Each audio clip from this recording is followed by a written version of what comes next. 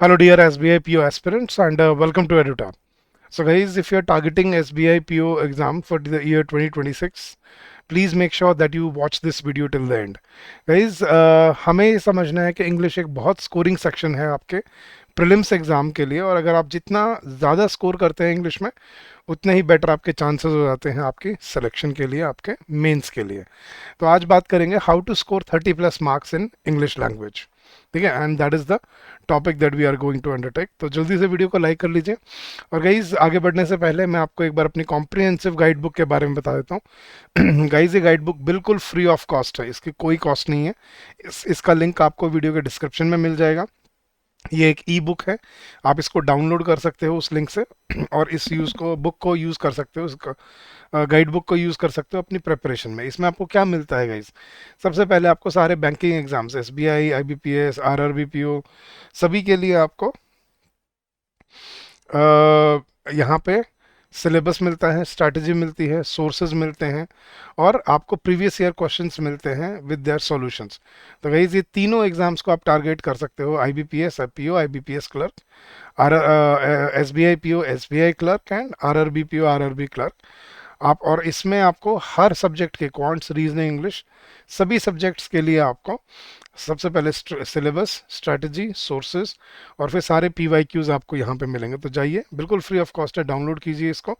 Link नीचे video के description में मिल जाएगा आपको, और इसका फ़ायदा उठाइए। चलिएगा स्टार्ट करते हैं। तो सबसे पहले बात करते हैं इसके इंग्लिश क्यों इंपॉर्टेंट है आपके प्रीलिम्स एग्जाम में। तो सबसे पहले आप गई सिलेक्शन प्रोसेस समझो। The selection for probationary officer will be done through a 3 phase process. 3 phase का प्रोसेस होता है, प्रीलिम्स, मेंस और आपका फिर इंटरव्यू। तो प्रीलिम्स में आपको 100 मार्क्स का आपका ऑनलाइन टेस्ट कंडक्ट होता है, जिसमें आपके 3 सेक्शंस होते हैं। कौन से? Quants, reasoning and quantitative aptitude. अब आपको इंग्लिश के लिए 40 क्वेश्चंस मिलते हैं out of 100, which is 1 question worth 1 marks. और क्वांट्स और रीजनिंग के लिए आपको कितने क्वेश्चंस मिलते हैं? 30-30। ठीक है, ये पहले अलग हुआ करता था।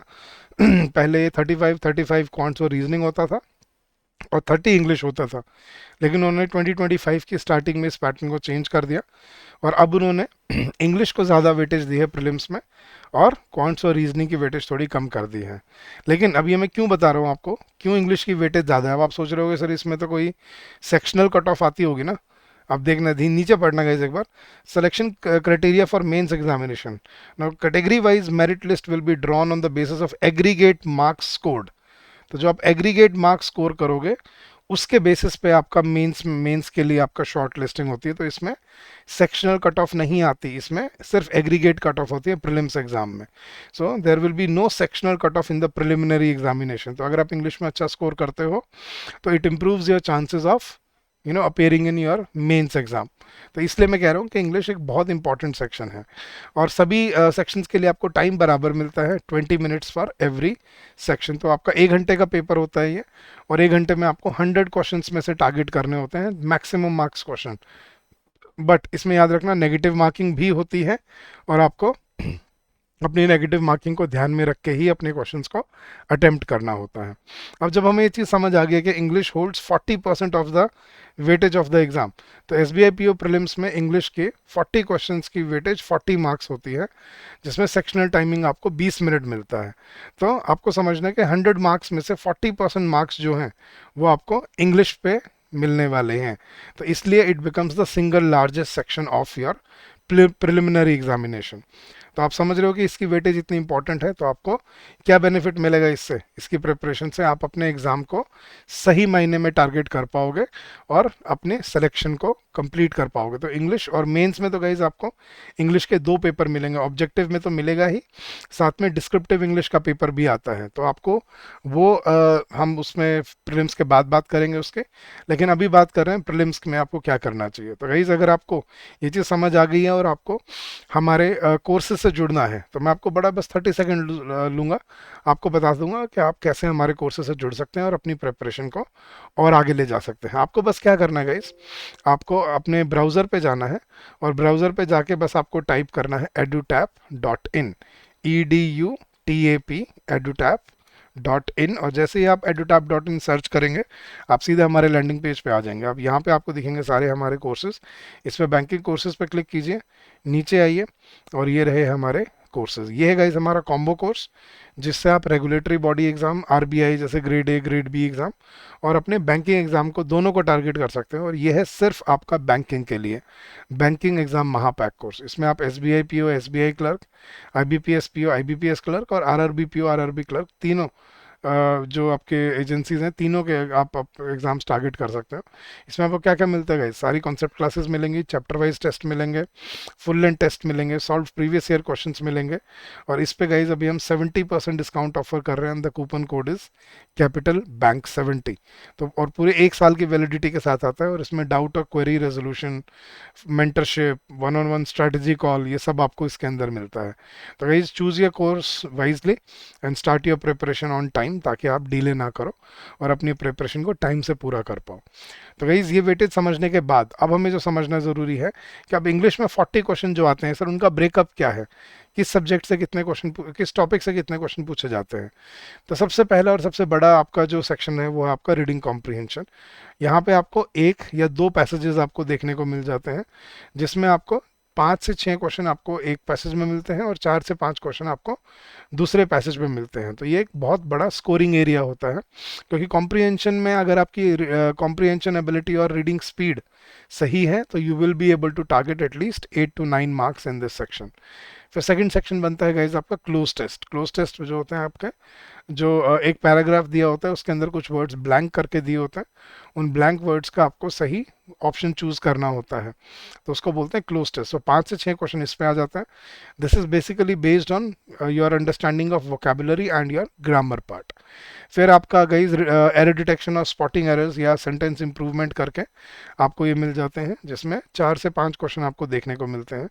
इसमें आपको ग्रामर के बेसिस पे अपने क्वेश्चंस में एरर आइडेंटिफाई करना होता है। तो स्पॉटिंग एरर या एरर डिटेक्शन ये आपको एग्जाम में मिलते ही मिलते हैं।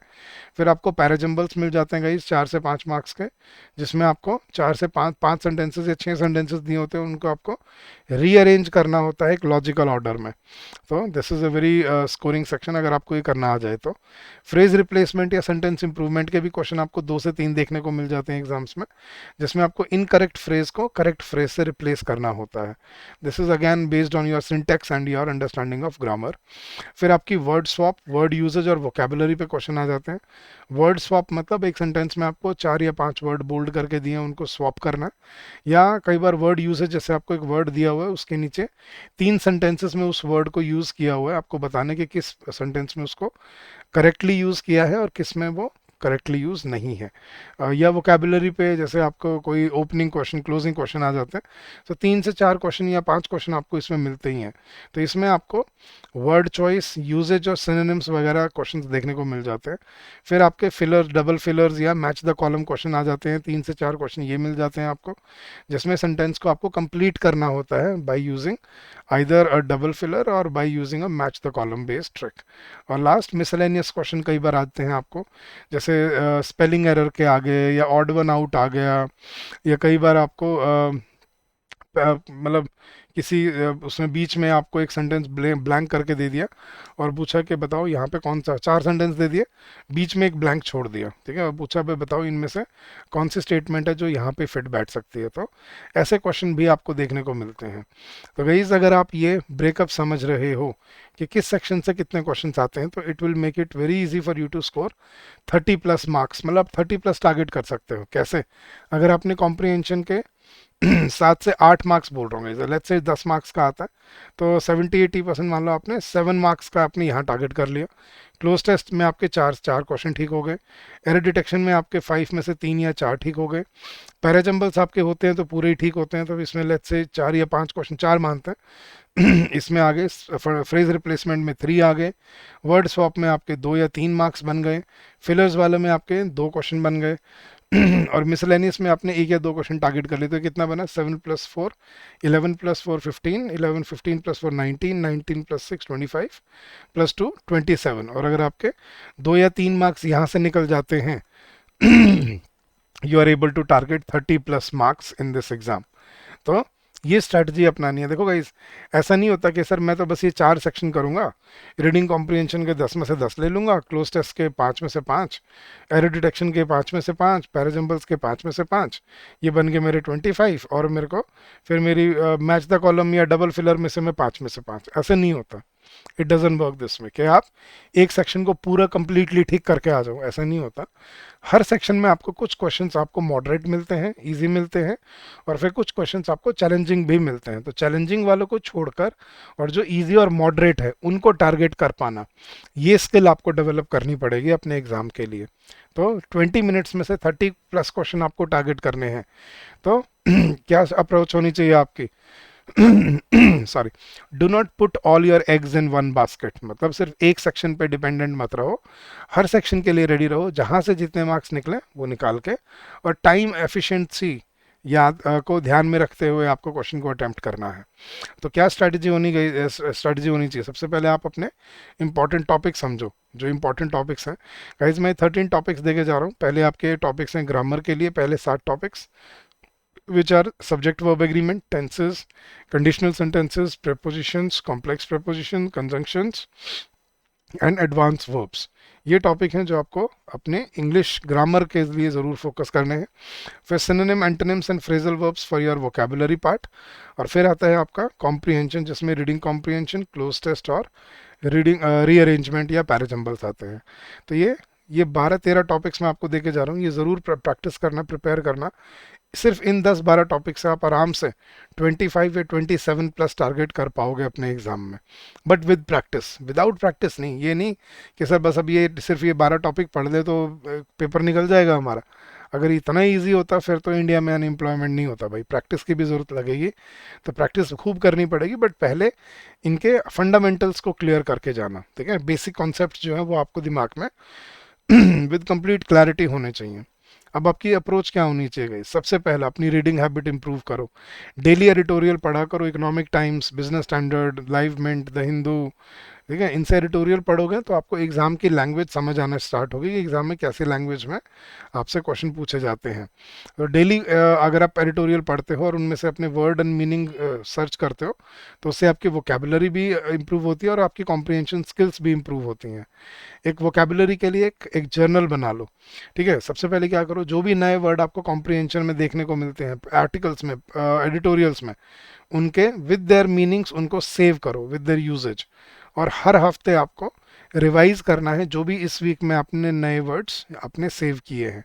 इससे क्या होगा, एक आपके पास रिपोजिटरी बन जाएगी, जो नए वर्ड्स हैं, जो वर्ड्स आपको आते नहीं हैं उनके, और आप उनको स्पेसिफिकली टारगेट कर पाओगे अपने एग्जाम के लिए। ग्रामर अपनी ब्रशअप कर लो गाइस। हमारे कोर्सेज में तो आपको वीडियोस दी हुई हैं लेकिन अगर आप कोई बुक फॉलो करना चाहते हो तो रेनन मार्टिन फॉलो कर सकते हो, या इस स्टेज पे अपनी फोकस करो एग्जाम, मतलब रिवर्स अप्रोच से कि टॉपिक वाइज क्वेश्चन उठाओ। जिस टॉपिक में आप 75-80% से ज़्यादा स्कोर कर रहे हो वो पढ़ने की ज़रूरत नहीं है, वो आपका डन है। लेकिन जिसमें आप 75 या 70% से नीचे स्कोर कर रहे हो, उस टॉपिक को उठा के आप कवर कर लो। ये भी अप्रोच आप ले सकते हो।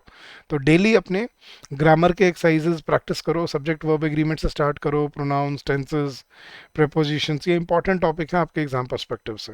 फिर जितने आपको प्रीवियस ईयर क्वेश्चन और जितने आपको मॉक टेस्ट मिलते हैं सारे सॉल्व करोगे और उनको एनालिसिस के साथ solve as many mock test in previous year papers as possible to get familiar with the exam pattern.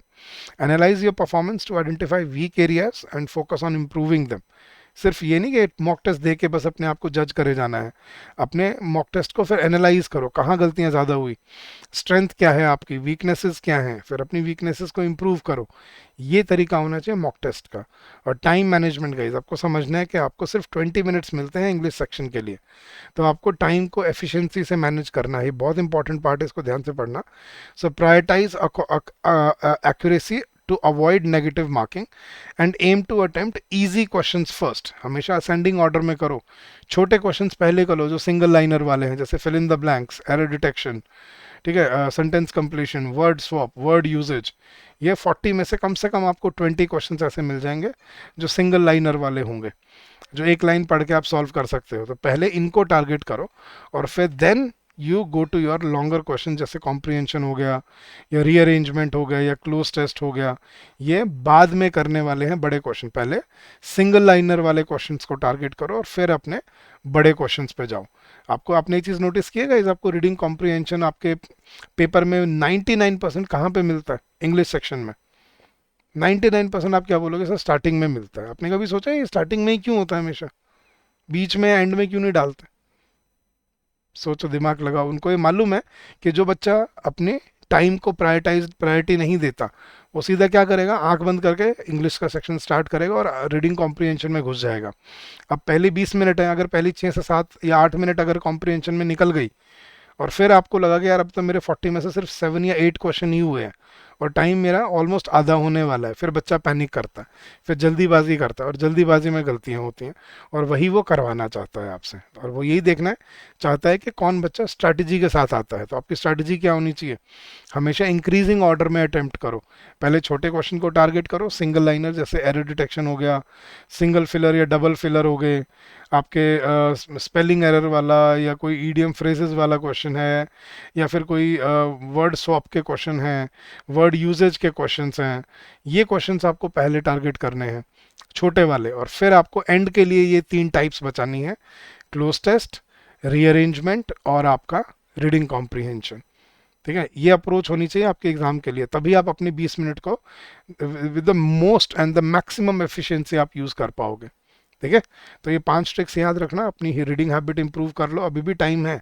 आपको लग रहा है सर अभी थोड़ा टाइम बचा है, इतनी देर में क्या करेंगे रीडिंग हैबिट से?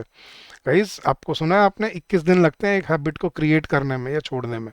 तो अगर आप 21 दिन भी, अगले 21 दिन भी आप ये चीज़ फॉलो करते हो तो आप बड़ी अच्छी रीडिंग हैबिट लेके जाओगे एग्जाम में। ठीक है, उससे आपकी वोकेबुलरी भी साथ साथ इंप्रूव होगी। तो आप एक तीर से दो शिकार कर रहे हो, सिर्फ रीडिंग कॉम्प्रिहेंशन इंप्रूव नहीं कर रहे, आप वोकेबुलरी भी इंप्रूव कर रहे हो। क्योंकि एग्जाम में आपसे जो क्वेश्चन पूछे जाते हैं ना वोकेबुलरी के, वो कॉम्प्रिहेंशन के अंदर ही पूछे जाते हैं। आपको वर्ड बोल्ड करके दिए होते हैं और उन बोल्ड वर्ड का आपको मीनिंग ढूंढना होता है। समझ आ रहा है? तो इसलिए रीडिंग हैबिट बहुत ज़रूरी है। तो आपके कम से कम भी, मतलब ज़्यादा नहीं बोल रहा, तो 15 to 17 क्वेश्चंस आपके कॉम्प्रिहेंशन और वोकेबुलरी पे ही होने वाले हैं। तो इनको अच्छे से प्रिपेयर करके जाओ। फिर मॉक टेस्ट अपना अच्छे से दो। ठीक है, हर मॉक टेस्ट को एनालाइज करो, कहाँ गलतियाँ हो रही हैं, कहाँ इंप्रूवमेंट की गुंजाइश है, क्या मेरी टाइम स्ट्रैटेजी होनी चाहिए इस एग्ज़ाम के हिसाब से। और वो जब आप कंट्रोल करने लग जाओगे, then you will be able to use the time and your attempt efficiently. ठीक है, तो सबसे पहले गई समझो, सबसे पहले पैटर्न को समझो, क्या पैटर्न आता है आपके एग्जाम में। ठीक है, कैसे क्वेश्चन आपको दिए जाते हैं, कौन से क्वेश्चन मेरे टारगेटेबल हैं। Reading comprehension is where most marks live, so master it first. सबसे पहले इसको कॉम्प्रिहेंशन को इम्प्रूव करना स्टार्ट करो। कॉम्प्रिहेंशन अच्छी होगी, आधा पेपर अच्छा अपने आप निकल जाएगा। Build grammar accuracy through error spotting and sentence correction. ठीक है, अपनी एरर स्पॉटिंग डेली कम से कम भी 40 से 50 क्वेश्चन डेली प्रैक्टिस करके जाओ एसबीआई पीओ लेवल के। ठीक है, parajumbles need a method not guess work. तो इसका मेथड समझो, इसमें क्या ट्रिक्स होती हैं। ठीक है, how to identify the opening and closing statements, और फिर चेन रूल कैसे बनता है। Cloze test rewards reading the whole passage first. तो पहले क्लोज टेस्ट को पूरा पढ़ो, ठीक है, उसके सारे एलिमेंट्स को समझो, टोन को समझो, और उसके बाद फिर उसको सॉल्व करना है। Build vocabulary actively not through rote list, के सिर्फ रटने से वोकेबुलरी इंप्रूव नहीं होगी। कैसे होगी? एक्टिव रीडिंग से। क्या देखो, मतलब फॉर एग्जांपल मैं आपको एक वर्ड देता हूँ, एमिकेबली। एमिकेबली का मीनिंग मालूम है सर? रैंडमली तो नहीं बताया, ध्यान आ रहा। लेकिन अगर मैं सेंटेंस में बोलूँ कि India and Russia have always had an amicable relationship, अब यहाँ से आप गेस कर सकते हो एमिकेबल, इंडिया एंड रशिया के बीच में क्या बात हो रही होगी? एमिकेबल मतलब फ्रेंडली, राइट? तो अगर आप कॉन्टेक्स्ट के बेसिस पे पढ़ते हो ना वर्ड्स को, तब वो आपको याद रहते हैं कि हाँ यार ये वर्ड मैंने किस कॉन्टेक्स्ट में पढ़ा था, हाँ एमिकेबली, उनकी अच्छी दोस्ती, अच्छी मतलब घनिष्ठ रिलेशनशिप है। तो यहाँ से आपको ये वर्ड सीखने को मिलते हैं। तो अपनी रीडिंग को इम्प्रूव करो, वहीं से वोकेबुलरी इम्प्रूव होगी। स्ट्रिक्ट टाइम बाउंड प्रैक्टिस करना स्टार्ट करो। अब 20 मिनट्स मीन्स 20 मिनट्स। ये नहीं कि 40 क्वेश्चन के लिए आप 40 मिनट ले रहे हो और फिर सोच रहे हो पेपर में भी मेरे 40 बन जाएंगे, नहीं। टाइम बाउंड प्रैक्टिस करो। सीक्वेंस बहुत मैटर करता है आपके सेक्शन में। तो always attempt in an ascending order, याद रखना। Always attempt the questions in ascending order. Ascending order का मतलब क्या है? पहले अपने छोटे क्वेश्चंस को टारगेट करो, ठीक है, और फिर अपने बड़े क्वेश्चंस पे आना है। असेंडिंग ऑर्डर क्या है आपका?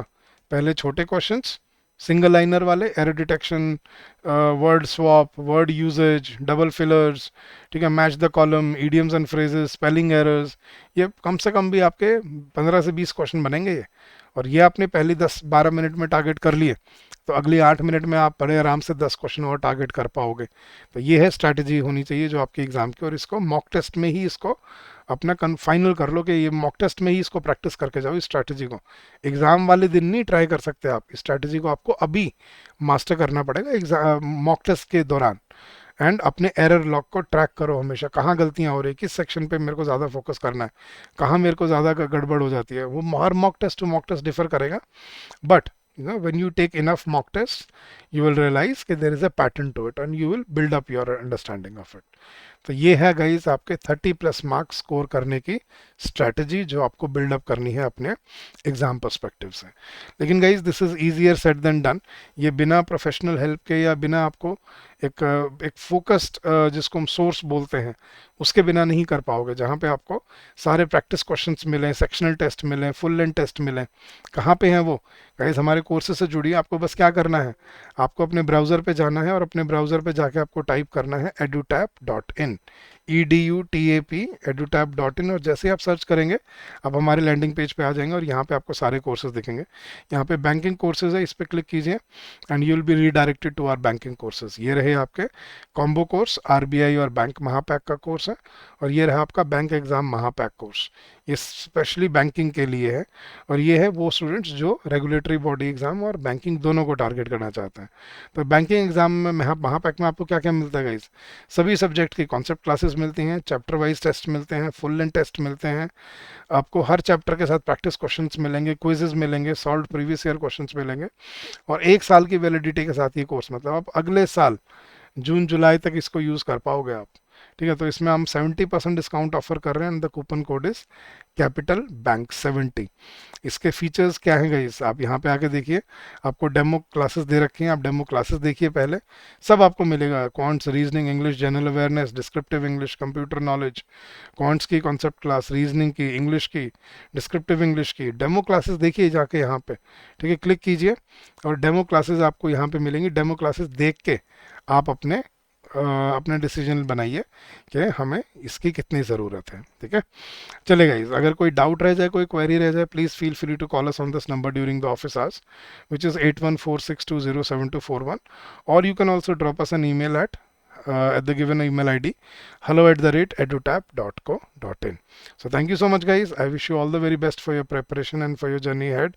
Keep on working hard, keep on giving your best, and I'm sure you will come out with flying colors. So thank you and happy learning to all of you guys. Take care, bye bye, have a good day.